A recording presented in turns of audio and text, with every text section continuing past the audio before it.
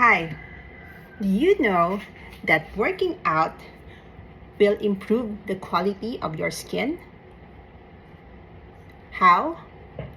As we age, there is a deletion of the DNA mitochondria, which is needed for the structure that holds the water in our skin, which is the stratum corneum.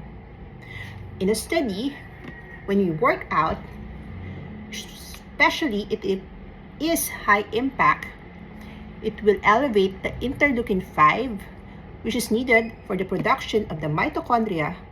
Therefore, if there's the mitochondria, there is a good structure of the stratum corneum holding the water of our skin. I actually don't use moisturizer at all because it just plugs my pores. And also, we know that working out will stimulate the blood flow in our skin needed for the production of collagen. So, look at my skin. After doing some weights, no filter needed. So, come join working out with me. Bye.